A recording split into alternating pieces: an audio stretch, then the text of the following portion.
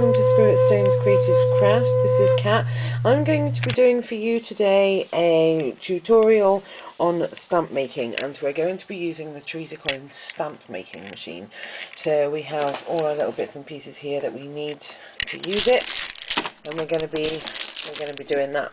I'm actually tidying my desk right now because it's a mess.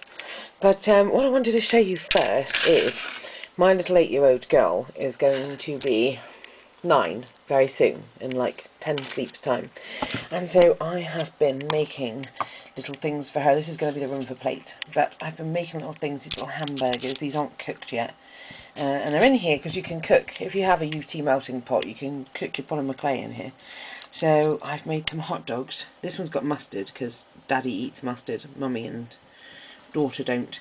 And so we've got some eggs and stuff. They're nowhere near as good as some of the most amazing people I've been learning from, though, of course.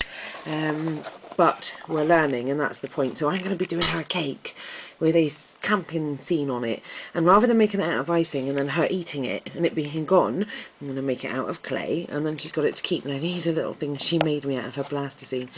Look, she made me a little sausage dog. How cute is that? And she also made me a little pussycat as well. So these are mine, but I want to open this box to show you what else I've made her. So I'm yet to do the ice cream on top of the ice cream cones, but as you can see we have the little donuts, and I think these are the things I've done the best. Actually, the little croissants. So we have a cake with little cherries on top, and we have little cookies there. Oranges, apples, some sausages that are cooked, some sausages that are not. Bananas. I like the bananas actually, I think they look pretty good too. And yeah, some carrots. And then we have, yeah, the apples and oranges and a little cupcake. I've only done one cupcake. So I've got a few more things to make on there. I might make some pizza and maybe some pasties. And then I'm going to be updating you on that little kit as time goes on, so you can see. And we have a little cherry. Oop, it's ran away. Okay, so those are the things I've been making, and now we're going to get on and we're going to do a tutorial for the rubber stamping machine. And what I'm going to do is I'm going to draw my own image. So I've actually shown these before. They actually have got really incredibly dirty, and they have some metallic bits on it from metallic paper I was using on polymer clay. So these are stamps that I've made myself before, and they are a bit naff. They're the first 2 I ever made, but they're usable. I can absolutely use them both on ink and on polymer clay. So I'm going to do that again today. I'm going to draw my own design. I'm not going to take anything off the internet. We're just going to zen a few things and make a design. I want to do it a square this time. These are circles, and I want to do it for the bracelets that I make. The bracelets that I make like this. And so I need to, yeah, want to make my own design that I can stamp all the way along there. So that's what we're going to do today. So I shall be back with you in a second. Okay, so here we are. I've just got a plain A4 piece of paper, and I've got myself a Uniball pen, and I'm just going to doodle a design. Now, obviously there's lots of things out there about Zendoodle at the moment. Zentangle, somebody's managed to copyright the Zentangle. I think that you draw what you want to draw, and it comes from the mind. And when it comes to something like Zen, it really is from within you anyway. And so it's brilliant that there's lots of designs out there to help you do what it is that you want to do, so you can learn. But just remember, you just got to have faith in yourself, and then you're going to be able to draw whatever design you want. So we're going to be looking at the fact that the gel packs that come with this, they are a certain size. And so if I get the box, we're just going to get inside the box here a minute. These have to stay in the dark, so that's why they're kept in the box. So I want to do like a reasonable size one here, and so if I take a look at this, I don't know, that I want my design to be in here, okay, and then let me just do this here. So I'm going to want it to be in here, and not any bigger than that really, and then that's going to fit nicely down the centre of what we want. So I'm going to put this back in the box for a minute.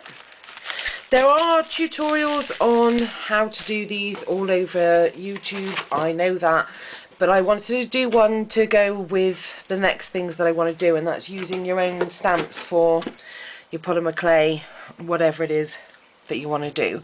So I'm just going to pretend there's like an imaginary line. I'm just going to come outside slightly because obviously that's going to cut off anyway.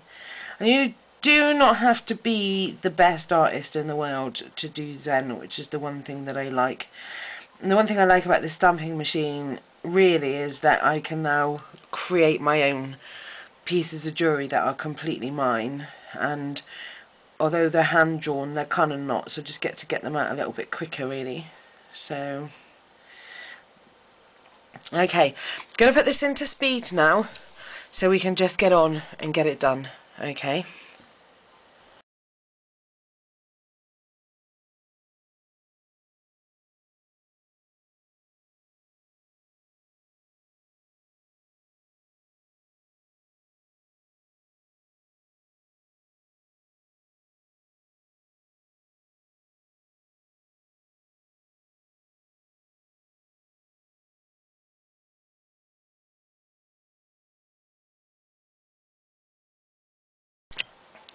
Okay, so we're coming up to the point where we're coming down near the end now, and I did want the focus of this stamp to be a lot of swirls, as you can see. So this is just a quick rough drawing. I might show you some pictures at the end of the video of some of the other big Zen projects that I've worked on. But I must admit, it actually really does rattle my cage that people want to copyright shapes and they want to copyright, you know, things that are in nature. You can't copyright things that are in nature. It's nature's job to do that. But anyway, with that aside, when it comes to you drawing designs like this, just trust yourself. Just let your pen take a movement and just see where it goes. And I don't think there's any such thing as a crap Zen drawing, but there you go. So, excuse me, for me, I just go wherever the pen takes me. Now, I don't normally draw on this type of thing here. This is my mat for my UT, but I normally draw on a proper board. And so every now and then, because I'm drawing on something that's soft, and then I've got the mat underneath, you know, the green mat underneath, which is covered in paint and glue and everything else, every now and then I come across a bit which makes me go a bit skew-whiff, I guess. And so those are the bits that determine then where I can add detail to. So I went a little bit skew-whiff up here, so I just added this, you know, if this wasn't going to be outside the line, then any little bit that's a little bit off, wobbly, whatever, then you can add detail to. You could just let the picture dictate where it's going to go. So I'm just going to finish this up now, just fill in some spaces.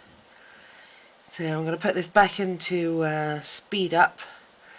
If you want a tutorial on doing Zen, like I said, I'll take a look at the pictures at the end of the video.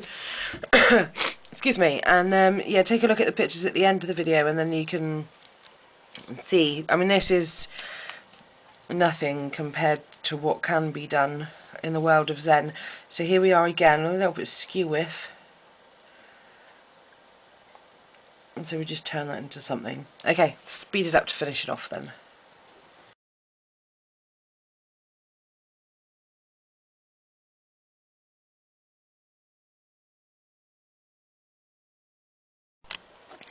Okay, so here is my finished design. Saying that, you can really seriously look at these pictures and just keep adding and adding and adding and adding until you've filled up a huge space. So there are tutorials on YouTube on how to do the printout of all of this. I'm not going to do that because I'm not sure how well my camera would pick up my TV. So I am going to now take this picture to my printer, and I'm going to use the program that comes with the Teresa Collins stamp maker, and I'm going to use that program to turn this into a negative, and then we'll bring the camera back to the stamp making machine and we'll show you how this turns into a stamp and how we get it all cleaned up and ready to go, and then we'll test it. We'll test it and we'll see what happens. So this is going to be it, really. Isn't that pretty for a stamp? I think that's brilliant. But there probably will be more details in it, because I just keep seeing little spaces that I want to add to. So yeah, if you can, hang on to the end of the video after we've done the stamp, and you'll get to see lots of other Zen pictures I've done that I actually did before I even knew what Zen was.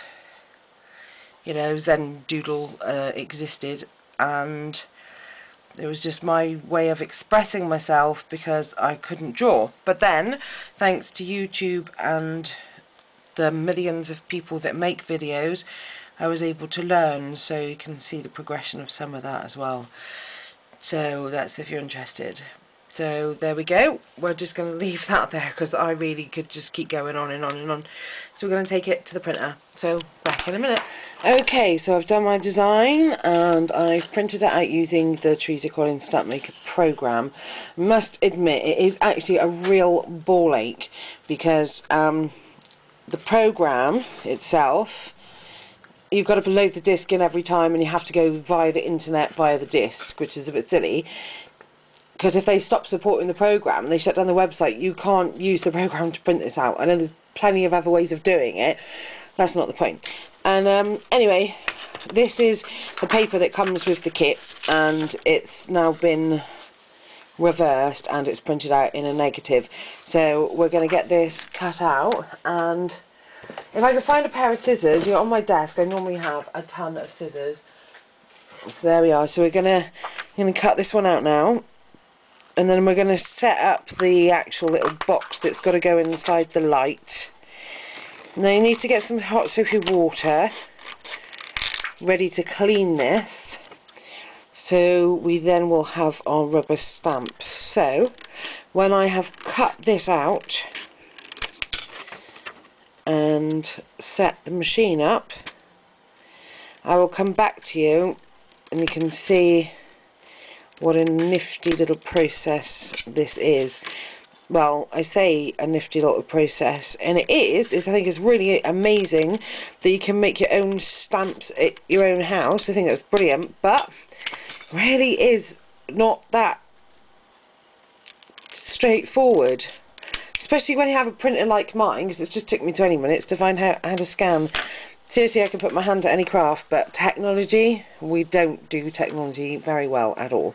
So I'll be back in a minute when we've set everything up ready to go. Okay, so we're ready to set the next part up now. With the stamp making machine, you get this little box that your image goes inside of. It's magnetic, and you really do not want to get your fingers trapped in there. It hurts. Anyway, so my image needs to fit in this exactly, with no light showing around the edges. So I've just cut some black cards just to put down the side, and to make that stay in place, she says, because we hope to get this to stay in place, I have a piece of acetate to put over it all. So this is what I mean by some of it's like a bit fiddly and a bit awkward, and I'm going to play around with fiddly, awkward things all day, but technology is not my strong suit. And I'm the type of person where I just want to speak to this machine and say, right, make me that, and then it just makes it for me. But it's not going to work. Okay, so then we have our image pack, and I'm just going to warm that up slightly. It doesn't seem to be very squishy in some areas.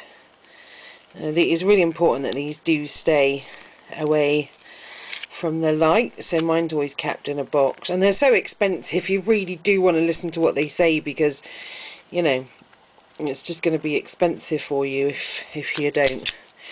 So this here has to go in so that the word image pack is at the top. So there we go, that says image pack. And then when we've done that, just want to make sure there's no dirt or anything here, and without our fingers getting in the way, we're going to do that, because believe me, it really does hurt. So you just want to squish it about a bit to make sure that gel goes a bit everywhere. So that looks a bit pretty, just like that, doesn't it? Yeah. Okay, so now that we've done that, I've turned the stamp making machine on already to warm it up, because it says to do it to warm it up. And so I'm just going to move the camera now off of its stand so I can turn it around and show you what we're going to do. Okay, so I have to ignore the state of my desk. I have things everywhere on my desk. So here we are. Here's the printouts of the last ones I did actually.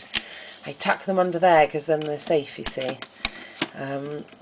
We've got so much stuff going on in this room. So now what we need to do is we need to put the clamp in there with the words image pack facing upwards. We need to do that for 6 seconds, and this is just to get it going. So it's 1, 2, 3, 4, 5, 6. And we'll take that out, and then we're going to put it back in, and we're going to put it back in for 3 minutes and no more. So I'm going to go, because I'm going to set up the water and put the timer on for 3 minutes, and I'll see you in a minute. Okay, so it's ready now. It's just come out. I'm trying to do this one-handed because I'm holding the camera. So it's definitely gone hard, and you can definitely see there is something on there. And so what happens with this, I'm just going to see if I can keep in focus of the camera a minute. So it's just not the easiest thing in the world to do. So what happens now is you would cut around these edges here, like this, and then you peel it apart, and then you get to wash all the sticky stuff off, and then you should be left with your rubber stamp.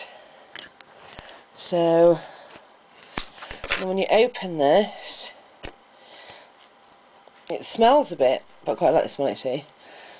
So it's a bit sticky, and this is what we have to go and wash off now. So that's what I'm going to do. Okay, so I've given it a wash. As you can see, it's still kind of red, but that doesn't matter, because what we have to do now is we need to put it in a container of water. And then we need to put it back into the machine. And this is to harden it up.